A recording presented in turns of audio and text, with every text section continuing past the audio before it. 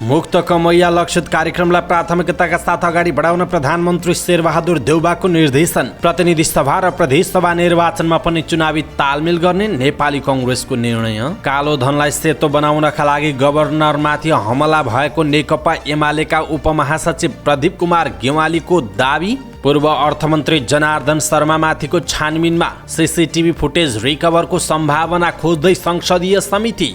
नागरिकता विधेयकमा एमालेले ब्युत्यायो 7 वर्षे प्रावधान। निजगढमा अन्तर्राष्ट्रिय विमानस्थल निर्माणका लागि विज्ञ टोली गठन गर्न सिफारिस। वडा अध्यक्षलाई घोक्र्याएर पोखरीमा चोबल्ने डिएसपीलाई कारबाही हुन्छ कि हुँदैन भन्दै राष्ट्रिय सभाका सांसद खिमलाल भट्टराईले मागी गृहमन्त्रीको जवाफ। प्रतिनिधि सभाको कार्यकाल आगामी निर्वाचनको मनोनयन दर्ता गर्ने दिनसम्म रहने सभामुख अग्निप्रसाद सापकोटाको भनाई। राणाहरू झैँ भाइ भारदारलाई मन्त्रीको पालो पुर्याउने काम भइरहेको नेपाल कम्युनिस्ट पार्टीका महासचिव नेत्र विक्रम चन्द विप्लवको टिप्पणी। खानेपानी तथा सरसफाइको छुट्टै ऐन नै नभएको खुलासा। आफू लामो समय सरकारमा बस्ने मन्त्री नभएको पर्यटन मन्त्री जीवनराम श्रेष्ठको भनाई। पुष्पकमल दाहाल प्रचण्ड र आरजु देउबा राणा बीचको भिडसँग जोडेर झुट प्रचार गरिएको सांसद सुरेश कुमार आले मगरको भनाई। मानवाधिकार उल्लङ्घनका घटनामा मुद्दा चलाउन मानवाधिकार आयोगको ध्यानाकर्षण। आगामी 2 वर्षमा भूमिसँग सम्बन्धित सबै समस्या समाधान हुने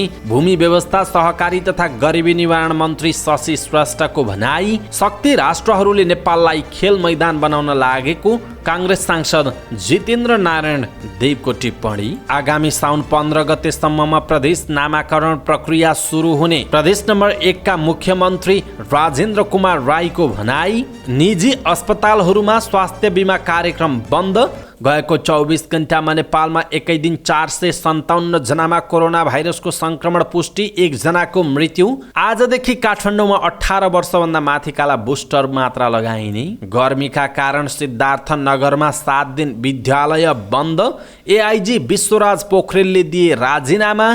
फोहोरबाट मल बनाउनु पर्ने राष्ट्रिय सभाकी सांसद गोमादेवी तिमिल सेनाको भनाई। फिल्म राधाको पाउमा पाउजु बोलको गीत सार्वजनिक। नेप्से परिसूचक 18.03 अङ्कले वृद्धि। शेयर ब्रोकर कमिसन र आश्वास शुल्क घटाउन सिफारिस। युक्रेनी राष्ट्रपति भोलोदिमिर जेलेस्कीले सुरक्षा प्रमुखलाई गरे बर्खास्त। रुससँग साँठगाँठ गरेको आरोप। घानामा पहिलो पटक मार्बर्ग भाइरस देखा परेको पुष्टि। नेपाल T20 लिगका लागि 4 वटा टोलीको घोषणा। अन्डर 20 साफ च्याम्पियनसिपका लागि टोली घोषणा। र समाचारको अन्त्यमा समाचार पार्टी हेल्थ टिप्स अन्तर्गत आज हामी प्रोस्टेट क्यान्सर भएको कसरी थाहा पाउने, यी हुन् सुरुवाती लक्षण भन्ने विषयवस्तुमा हामी जानकारी दिनेछौँ। हामीलाई अन्तिमसम्म हेर्नुहोला। नमस्कार, समाचार पार्टी न्यूज बुलेटिनमा यहाँलाई हार्दिक स्वागत छ। म प्रहलाद चन्द्र घिमिरे। आज मिति विक्रमसम्म 2079 साल साउनको 3 गते मंगलबार, इस्वीसम्म सन् 2022 जुलाई 19 तारिक। सदाको झैँ आज पनि हामी उपस्थित भएका छौँ। आजका महत्त्वपूर्ण समाचार, ब्रेकिङ न्यूज अपडेट अनि आज दिनभर कहाँ के हुँदैछ सम्पूर्ण जानकारी सहित तपाईँलाई काम लाग्ने हेर्नै पर्ने महत्त्वपूर्ण सामग्री लिएर उपस्थित भएका छौँ। हामीलाई अन्तिमसम्म हेर्नुहोला। हाम्रो मेहनतका लागि यो भिडियोमा एउटा लाइक अवश्य गर्नुहोला। दर्शक महानुभाव, पलपलको न्यूज अपडेटका लागि तपाईँले हामीलाई अहिलेसम्म सब्सक्राइब गर्नुभएको छैन भने कृपया सब्सक्राइब गर्नुहोस् अनि नजिकै आउने बेल आइकनलाई क्लिक गर्नुहोला। दैनिक रूपमा हेर्नुहुन्छ भने रेगुलर भनेर लेख्नुहोला। आज पहिलोचोटि हेर्दै हुनुहुन्छ भने फर्स्ट टाइम भनेर लेखिदिनु होला। दर्शक महानुभाव, देशभित्रबाट हेरिरहनु भएको छ भने आफू रहेको गाउँठाउँ सहर जिल्लाको नाम लेख्नुहोला। विदेशमा हुनुहुन्छ भने कुन देशबाट हेरिरहनु भएको छ त्यो कुरा तलको कमेन्ट बक्समा कमेन्ट गर्नु नबिर्सिनुहोला। आउनुहोस् दर्शक महानुभाव, आजका मुख्य समाचार सुरु गरौँ। मुक्त कमैया लक्षित कार्यक्रमलाई प्राथमिकताका साथ अगाडि बढाउन प्रधानमन्त्री शेरबहादुर देउबाले निर्देशन दिएको प्रसङ्गबाट। प्रधानमन्त्री शेरबहादुर देउबाले मुक्त कमैया लक्षित कार्यक्रमलाई प्राथमिकताका साथ अगाडि बढाउन सम्बन्धित मन्त्रालय र सरोकारवाला निकायहरूलाई निर्देशन दिनुभएको छ। प्रधानमन्त्री निवास बालुवाटारमा भएको कमैया मुक्त घोषणा गरिएको 22 वर्षको उपलक्ष्यमा बोल्दै प्रधानमन्त्री देउबाले यस्तो बताउनु भएको हो। उहाँले मुक्त कमैया, हरुवा, चरुवा, हलिया, भूमिहीन सुकुम्बासीको पहिचान गरी बसोबासका लागि घर घडेरी तथा जीविकोपार्जनका लागि कृषि योग्य जमिन, बेरोजगारीको अवस्था हुन नदिन गठित कार्यदलले भनेका कुराहरूलाई ध्यानमा राखेर मन्त्रालयले आवश्यक कदम चाल्न हाल्न पनि निर्देशन दिनुभएको छ। उहाँले कुप्रचारको निर्मूल गर्न जरुरी रहेकाले आवश्यक काम कारबाहीका लागि सम्बन्धित सबैलाई ध्यान आकर्षण गराउनुभयो। प्रधानमन्त्री देउबाले हरुवा चरुवा लगायतका कमैया श्रमिकको रोजगारको अवस्था सृजना गरी आय आर्जन बढाउने कुरामा सुधार गर्ने गरी दिगो सामाजिक आर्थिक उन्नतिका लागि सिप र क्षमता विकास गर्दै उद्यमशील बनाउन आवश्यक रहेको पनि बताउनुभयो। सत्तारूढ प्रमुख घटक नेपाली कांग्रेसले आसन्न प्रतिनिधि सभा र प्रदेश सभा निर्वाचनमा पनि सत्ता गठबन्धनमा रहेका दलहरूसँग चुनावी तालमेल गरेर अगाडि बढ्ने निर्णय गरेको छ। नेपाली कांग्रेस केन्द्रीय कार्य समितिको सोमबार सम्पन्न बैठकले आसन्न प्रतिनिधि सभा र प्रदेश सभा निर्वाचन पनि चुनावी तालमेल गरेर अगाडि बढ्ने औपचारिक निर्णय गरेको हो। पार्टीलाई आसन्न प्रतिनिधि सभा र प्रदेश सभाको निर्वाचनमा स्पष्ट बहुमततर्फ लक्षित गराउँदै संविधानको रक्षा र लोकतन्त्रको थप सुदृढीकरण गर्दै जनताको समुन्नतिको सपनालाई स्थिर सरकार मार्फत सम्बोधन गर्नका लागि केन्द्रीय कार्य समितिको बैठकले सत्ता गठबन्धनमा रहेका दलहरूसँग संवाद गरी चुनावी तालमेल गरेर अगाडि बढ्ने निर्णय गरेको पार्टीका प्रवक्ता डाक्टर प्रकाश शरण महतले जानकारी दिनुभयो। चुनावी तालमेल गर्दा संविधानको कार्यान्वयन, मुलुकको आर्थिक सामाजिक रूपान्तरण र वैदेशिक सम्बन्ध लगायतका विषयमा न्यूनतम साझा धारणा गठबन्धन दलहरू बीच तय गर्दै जनताको जीवनस्तरमा गुणात्मक सुधार ल्याउने गरी स्पष्ट खाका सहितको कार्यक्रम पनि आम निर्वाचनमा प्रस्तुत गर्नुपर्ने निष्कर्ष नेपाली कांग्रेसले निकालेको छ। नेकपा एमालेका उपमहासचिव प्रदीप गेवालीले कालो धनलाई सेतो बनाउन गभर्नरमाथि बारम्बार हमला भइरहेको बताउनुभयो। काठमाडौँमा नेकपा एमालेको उपभोक्ता हित संरक्षण तथा सुशासन विभागले आयोजना गरेको उपभोक्ताको दृष्टिमा गठबन्धन सरकारको 1 वर्ष विषयक अन्तर्क्रिया कार्यक्रमलाई सम्बोधन गर्दै उहाँले यस्तो बताउनु भएको हो।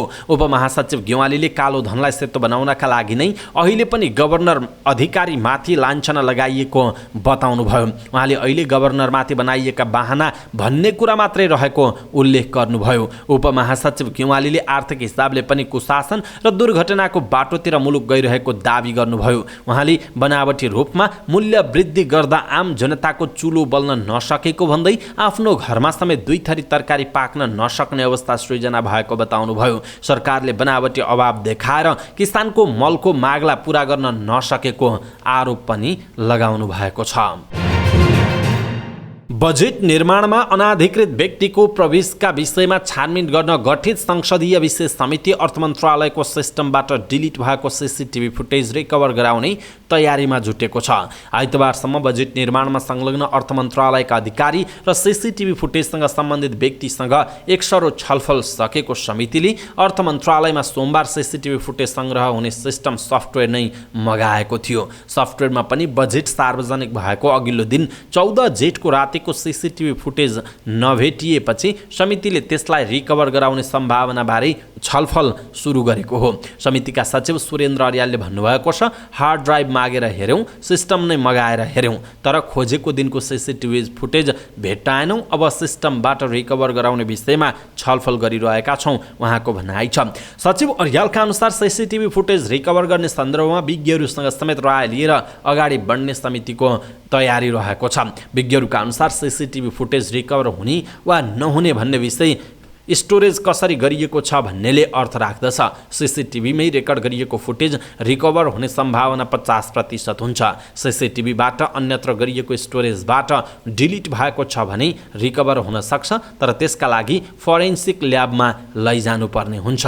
संसदीय समिति सोमबारदेखि प्रतिवेदन लेखनमा केन्द्रित हुन खोजेको थियो, तर खोजिएको दिनको सीसीटीभी फुटेज नहेरी निष्कर्षमा पुग्न नसकिने समितिकै सदस्यहरूको अडानका कारण प्रतिवेदन लेखनको तयारी सकेर समितिले सीसीटीभी फुटेज रिकभरी गर्ने विषयमा छलफलमा केन्द्रित भएको बताइएको छ। नेकपा एमाले नेपाली नागरिक पुरुष सरह विवाह गर्ने विदेशी महिलालाई 7 वर्षपछि मात्र अङ्गीकृत नागरिकता दिने व्यवस्था गर्नुपर्ने प्रस्ताव गरेको छ। सरकारले प्रतिनिधि सभामा दर्ता गरेको नागरिकता विधेयकमा संशोधन प्रस्ताव दर्ता गर्दै एमाले सांसदहरूले नेपाली पुरुष सरह विवाह गर्ने विदेशी महिलालाई 7 वर्षसम्म आवश्यक अनुमति मात्र दिन सकिने प्रस्ताव गरेको हो। एमाले सांसदहरू कृष्ण भक्त पोखरेल, बिन्दा पाण्डे, शान्तिमाया पाखरिन लगायतले संसद सचिवालयमा संशोधन प्रस्ताव दर्ता गराएका छन्। संशोधन प्रस्ताव दर्ता गराउने मध्येकी एक सांसद शान्तिमाया पाखरिनले भन्नुभएको छ, राज्य व्यवस्था समितिमा जुटेको सहमति विपरीत सरकारले विधेयक ल्याएकाले संशोधन प्रस्ताव दर्ता गराएका हुँ, उहाँको भनाइरहेको छ। सरकारले निजगढमा अन्तर्राष्ट्रिय विमानस्थल निर्माणको काम अगाडि बढाउन विज्ञ टोली गठन गर्ने भएको छ। संस्कृति पर्यटन तथा नागरिक उड्डयन मन्त्री जीवनराम श्रेष्ठको अध्यक्षतामा बसेको नेपाल नागरिक उड्डयन प्राधिकरणको सञ्चालक समितिको बैठकले निजगढमा अन्तर्राष्ट्रिय विमानस्थल निर्माणका लागि विज्ञ टोली गठन गर्न सिफारिस गर्ने निर्णय गरेको हो। प्रतिनिधि सभा अन्तर्गतको अन्तर्राष्ट्रिय सम्बन्ध समितिको सोमबारको बैठकमा मन्त्री श्रेष्ठले प्राधिकरणको सञ्चालक समितिको सिफारिस अनुसार मन्त्रालयले विज्ञ टोली गठन गर्ने सम्बन्धी प्रस्ताव मन्त्री परिषदमा लैजाने तयारी गरेको जानकारी दिनुभयो। उहाँले मुलुकको गेम चेन्जर आयोजनाका रूपमा हेरिएको निजगढ अन्तर्राष्ट्रिय विमानस्थल बनाउनु पर्ने आवश्यकता रहेको उल्लेख गर्दै सर्वोच्च अदालतको आदेश अनुसार नै विज्ञ समूह गठन गरी पुनः अध्ययन गरिने बताउनु भएको छ। नेपाल कम्युनिस्ट पार्टी एमालेका सांसद खिमलाल भट्टराईले रूपन्देहीको तिलोत्तमा नगरपालिकाको नगरसभा बैठकको घटनाको सम्बन्धमा गृहमन्त्री बालकृष्ण खाँडको जवाफ माग गर्नुभएको छ। सोमबारको राष्ट्रिय सभा बैठकको विशेष समयमा बोल्दै सांसद भट्टराईले तिलोत्तमा नगरपालिकाको नगरसभामा नेपाल प्रहरी प्रवेश गरी जनप्रतिनिधिलाई धकेलेर पोखरीमा चोबलेको भन्दै आपत्ति जनाउनुभयो। उहाँले प्रहरीले शासन चलाउन खोजेको हो भनेर गृहमन्त्रीलाई प्रश्न समेत गर्नुभयो। उहाँले गृहमन्त्रीले आफ्नो भाइ मेयर भएको सो नगरपालिकामा प्रहरीको ज्यादती गराउनु भएको आरोप लगाउनुभयो। वडा अध्यक्षलाई पोखरीमा चोबल्ने डिएसपीलाई कारवाही गर्न उहाँले माग गर्नुभयो। जनप्रतिनिधिलाई सार्वजनिक स्थानमा अपमान गरेर र प्रहरी शासन लगाएर लोकतन्त्र बलियो नहुने उहाँको भनाइ छ। सो घटनाको सम्बन्धमा गृहमन्त्री बालकृष्ण खाँडले जवाफ दिनुपर्ने सांसद भट्टराईले माग गर्नुभयो। सभामुख अग्निप्रसाद सापकोटाले प्रतिनिधि सभाको कार्यकाल आगामी निर्वाचनको मनोनयन दर्ता गर्ने दिनसम्म रहने बताउनु भएको छ। सिंहदरबारमा सोमबार पत्रकारहरूसँग कुराकानी गर्दै सभामुख सापकोटाले वर्तमान प्रतिनिधि सभाको कार्यकाल आगामी प्रतिनिधि सभाको निर्वाचनका लागि मनोनयन दर्ता गर्ने दिनसम्म रहने बताउनु भएको हो। उहाँले आइतबार प्रतिनिधि सभाको कार्यकालको सम्बन्धमा राष्ट्रपति, उपराष्ट्रपति, प्रधानमन्त्री, राष्ट्रिय सभाका अध्यक्ष, उपसभामुख र आफूबीच छलफल चलेको भन्दै सबैको बुझाइ मनोनयन दर्ता गर्ने दिनसम्म रहन्छ भन्ने रहेको बताउनुभयो। प्रधानमन्त्री शेरबहादुर देउवाले यस विषयमा छलफल गर्दै जाने र छलफलबाट आएको निष्कर्ष अनुसार गर्ने भन्नुभएको सभामुख सापकोटाले जानकारी दिनुभयो। नेपाल कम्युनिस्ट पार्टीका महासचिव नेत्रविक्रम चन्दले नेपालको स्वाधीनता र सार्वभौमिकता खतरामा रहेको बताउनु भएको छ। काठमाडौँमा एक अनलाइन पत्रिकाको उद्घाटन गर्दै उहाँले इतिहासमै पहिलो पटक नेपालको स्वाधीनता र सार्वभौमिकता खतरामा रहेको जानकारी दिनुभएको हो। उहाँले सुगौली सन्धि र दिल्ली सम्झौता भन्दा पनि खतरनाक बनेर एमसीसी र एसपीपीहरू नेपालमा आइलागेको दावी गर्नुभयो। उहाँले नेपालमा राजनीतिक अस्थिरता दिन प्रतिदिन गहिरिँदै गएको उल्लेख गर्दै संसदवादी पार्टीहरू देशको नेतृत्व गर्न असफल बन्दै गइरहेको दावी गर्नुभयो। महासचिव चन्दले मन्त्री बन्ने रोलक्रम राणाकालको झैँ भाइ भारदारहरू राखेर भइरहेको बताउनुभयो। उहाँले अहिलेका सरकारले पालैपालो मन्त्री हुने, कुम्ल्याउने, लुट्ने, खाने, देशको सम्पत्ति उडाउने र जनतालाई दुःख दिने जस्ता गतिविधिहरू मात्रै गरेको आरोप लगाउनुभयो। महासचिव चन्दले नेपालका संसदवादी पार्टीलाई विदेशी साम्राज्यवादीका एजेन्टहरू भएको आरोप लगाउनुभयो। उहाँले अहिलेको सरकार 3-3 महिनामा मन्त्री फेर्ने, देशको ढुकुटी उडाउने, देशलाई बेरुजुमा लगाउने, देशलाई व्यापार घाटामा डुबाउने, देशको अर्थतन्त्रलाई तहस नहस पार्ने, खाने, पैसा लुकाउने, कुम्ल्याउने तर जनताप्रति कुनै पनि उत्तरदायी काम नगर्ने गरेको आरोप लगाउनु भएको छ। नेपालमा खानेपानी तथा सरसफाइको छुट्टै ऐन नै नभएको खुलासा भएको छ। खानेपानी मन्त्री उमाकान्त चौधरीले अहिलेसम्म पनि सो ऐन नभएकै कारण सरकारले खानेपानी तथा सरसफाइ विधेयक 2076 ल्याउनु परेको स्पष्ट पार्नु भएको छ। राष्ट्रिय सभाको बैठकमा सोमबार विधेयकमाथिको छलफलमा सांसदहरूले उठाएका प्रश्नको जवाफ दिने क्रममा उहाँले नेपालको संविधानले खानेपानी र सरसफाइलाई मौलिक हकको रूपमा व्यवस्था गरे पनि यसको कार्यान्वयनका लागि आवश्यक ऐनको व्यवस्था अहिलेसम्म नभएको स्पष्ट पार्नु भयो। मन्त्री चौधरीले अहिलेसम्म 2049 सालमा आएको जलस्रोत ऐनको भरमा काम अगाडि बढेकाले अब खानेपानी र सरसफाइका लागि सरकारले आवश्यक ठानेर नै सरकारले सो विधेयक ल्याउनु परेको पटक पटक दोहोर्याउनु भयो। उहाँले प्रतिनिधि सभामा व्यापक छलफल गरेरै आएकाले सो विधेयक छिटो पारित गराउन पनि राष्ट्रिय सभाका सांसदहरूलाई आग्रह गर्नुभएको छ।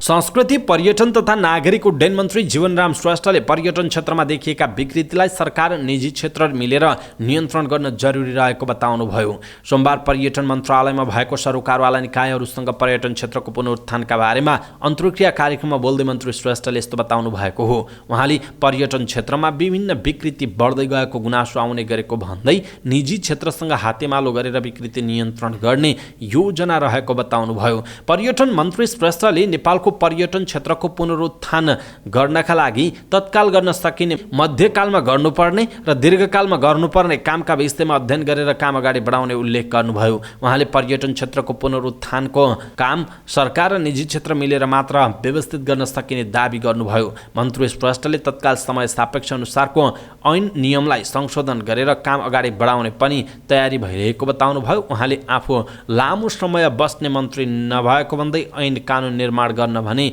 लागि पर्ने बताउनु भएको छ।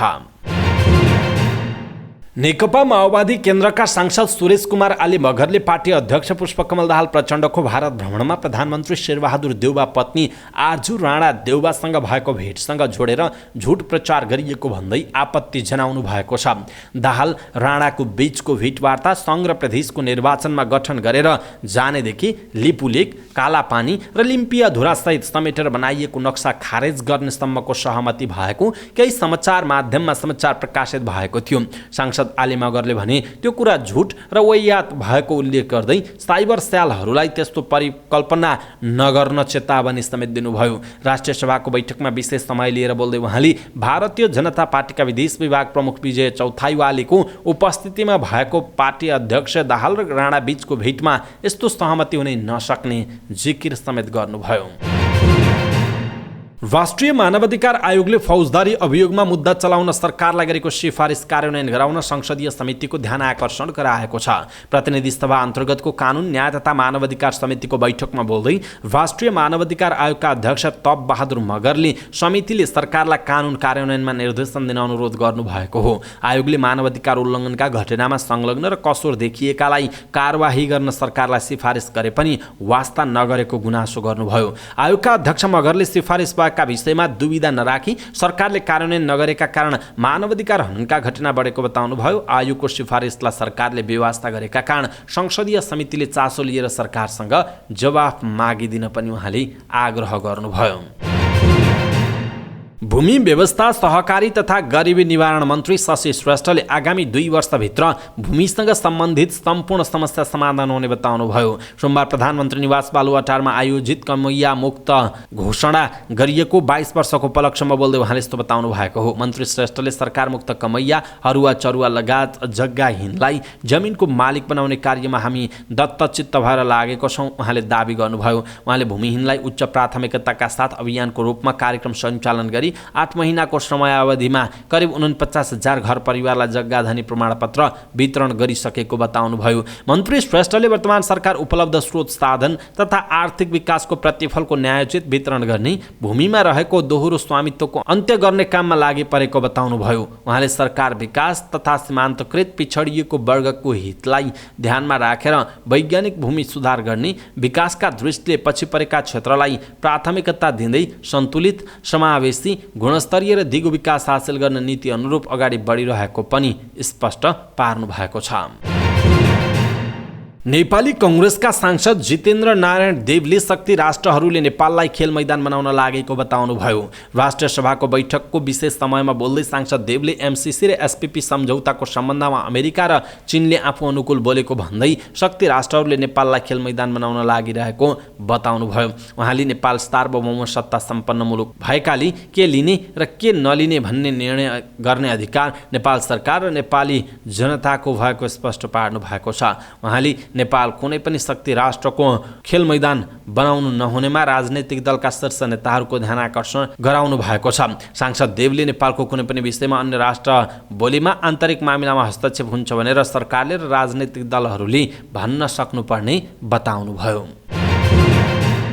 मुख्यमन्त्री राजेन्द्र कुमार राईले प्रदेश नम्बर 1 को नामाकरण प्रक्रिया साउनको 15 गतेदेखि सुरु हुने बताउनुभयो। सोमबार मुख्यमन्त्री तथा मन्त्री परिषदको कार्यालयमा सुरक्षा प्रमुखहरूलाई बोलाएर उहाँले नामाकरणका बेला हुन सक्ने सुरक्षा चुनौतीका बारेमा सजग रहन आग्रह गरेको उहाँको सचिवालयले जनाएको छ। बजेट पारित भएपछि भएको प्रदेश सभा बैठक सभामुख प्रदीप कुमार भण्डारीले 8 साउनमा बोलाउनु भएको छ। प्रदेश सभा बैठक सुरु भएको एक सातापछि नामाकरण प्रक्रिया सुरु हुने मुख्यमन्त्री राईको भनाइरहेको छ।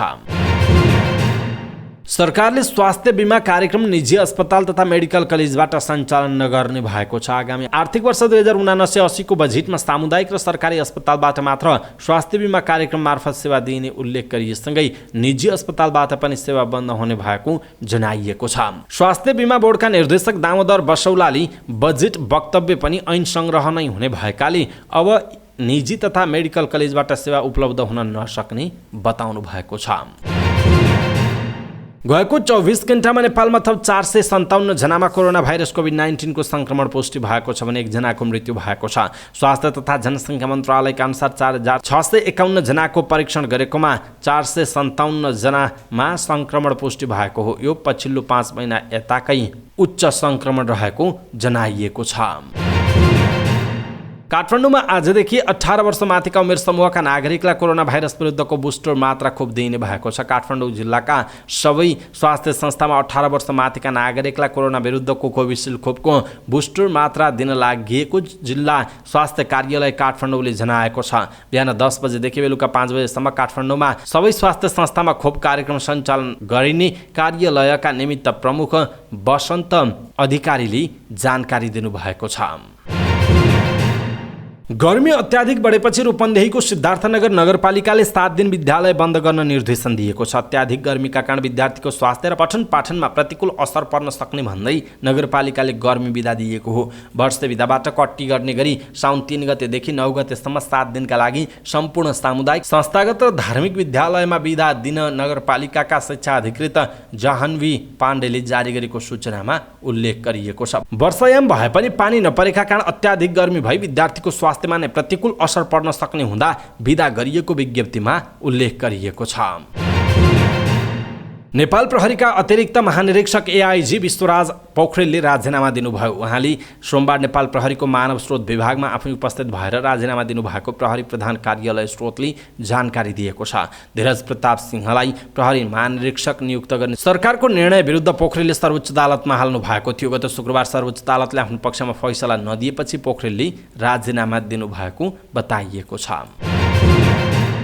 नेकपा एकीकृत समाजवादीकी सांसद गोमादेवी तिमिल सिन्हाले फोहोरबाट मल बनाउन ध्यान दिनुपर्ने बताउनु भएको छ। राष्ट्रिय सभाको सोमबारको बैठकमा विशेष समयमा बोल्दै सांसद तिमिल सिन्हाले फोहोरको प्रशोधन गरेर मल बनाउन सरकारले ध्यान आकर्षण दिनुपर्ने बताउनुभयो। उहाँले मकवानपुर जिल्लाको मनहरी गाउँपालिकामा फोहोर छुट्याउने मेसिनहरू उत्पादन भए पनि नेपालले खरिद नगर्ने तर जापानले खरिद गर्ने गरेको उल्लेख गर्दै नेपालमा यस्ता मेसिनहरूको प्रयोग गर्नुपर्नेमा जोड दिनु भएको छ। नेपाली चलचित्र राधाको तीज विशेष गीत रिलिज भएको छ। सोमबार काठमाडौँमा एक कार्यक्रमका बीच पाउमा पाउ जुबुलको गीत सार्वजनिक भएको हो। नायिका प्रियङ्का कार्की र सृष्टि श्रेष्ठको नृत्य रहेको गीत पशुपति वृद्धाश्रम परिसरका क्षेत्रमा छायाङ्कन गरिएको थियो। गीतमा सज्जा चौलागाई र स्वस्तिका ढङ्गको स्वर रहेको छ भने गीतको सङ्गीत गायक कालीप्रसाद बास्कोटाले भरेको बताइएको छ। सृजना खत्रीको शब्द रहेको गीतको भिडियो कविराज कहतराजले निर्देशन गरेका हुन्। कार्यक्रममा बोल्दै निर्देशक एवं नायक खगेन्द्र लामिछानेले फिल्मको ट्रेलरको प्रतीक्षामा रहेको प्रतिक्रिया दिनुभएको छ।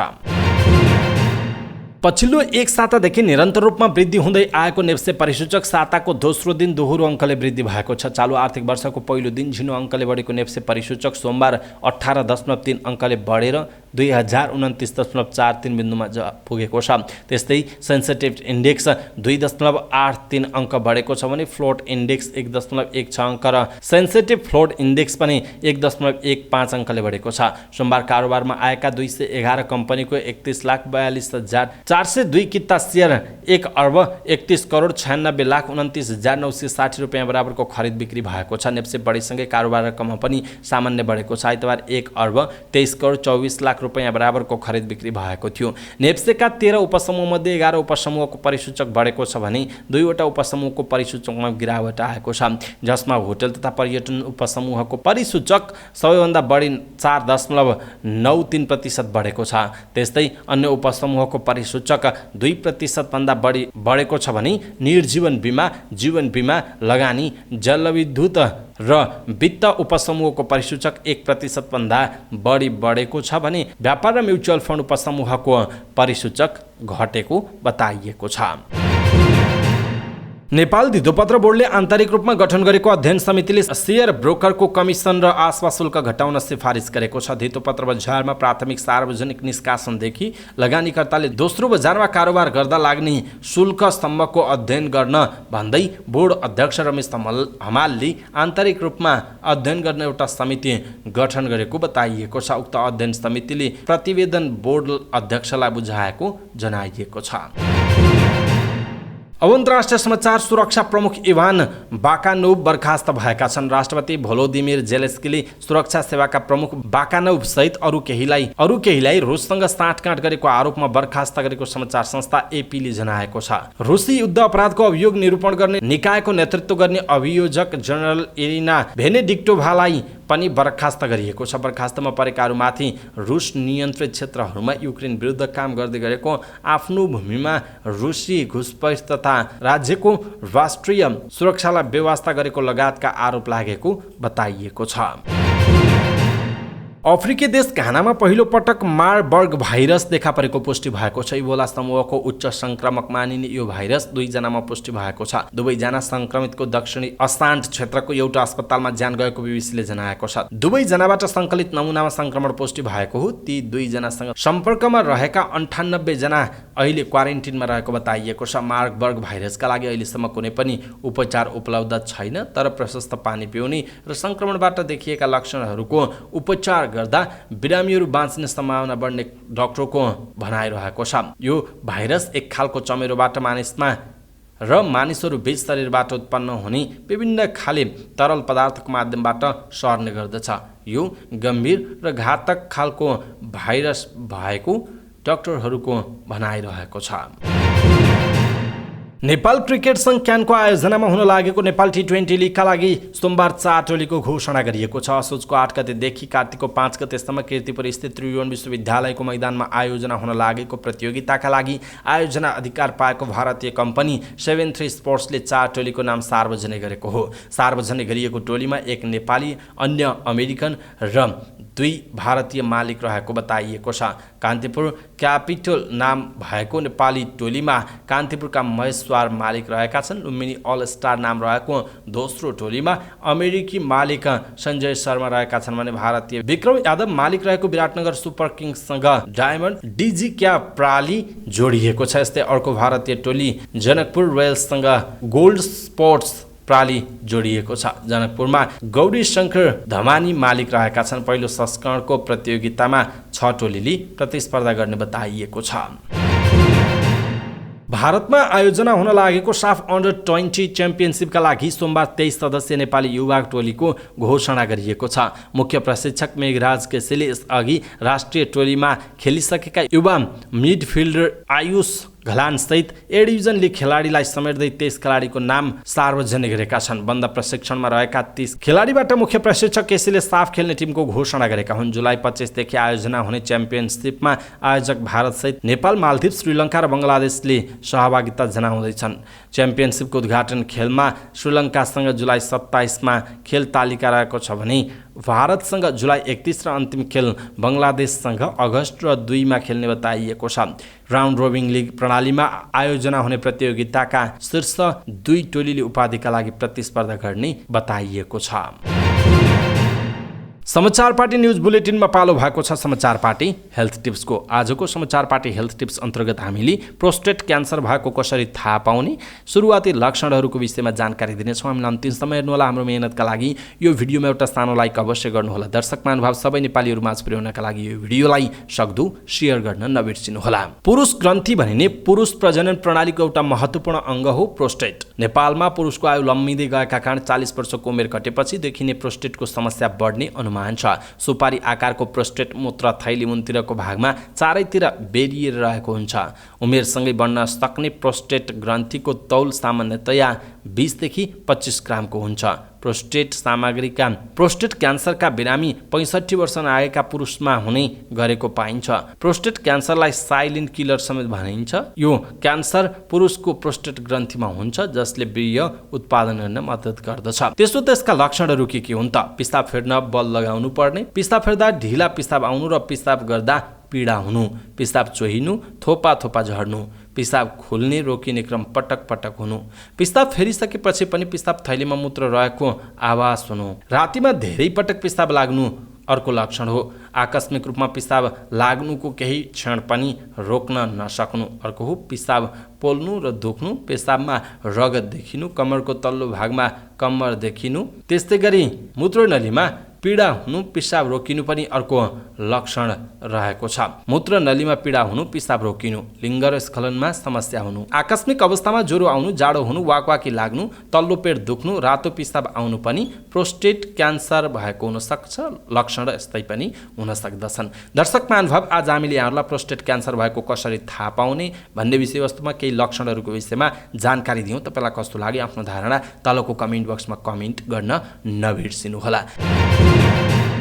हवस् त दर्शक महानुभाव, आजका महत्त्वपूर्ण समाचार ब्रेकिङ न्युज अपडेटहरू यति नै। हामीले प्रस्तुत गरेका समाचारहरूप्रति तपाईँको धारणा के छ? आफ्नो धारणा तलको कमेन्ट बक्समा कमेन्ट गर्नुहोला। हाम्रो मेहनतका लागि यो भिडियोमा एउटा सानो लाइक अवश्य गर्नुहोला। दर्शक महानुभाव, पलपलको न्युज अपडेटका लागि हाम्रो च्यानललाई सब्सक्राइब गर्नुहोस् अनि नजिकै आउने बेल आइकनलाई क्लिक गर्नुहोला। पलपलको न्युज अपडेटका साथ फेरि हाम्रो भेट हुनेछ। तपाईँ समाचार पार्टी हेर्दै गर्नुहोस्। नमस्कार।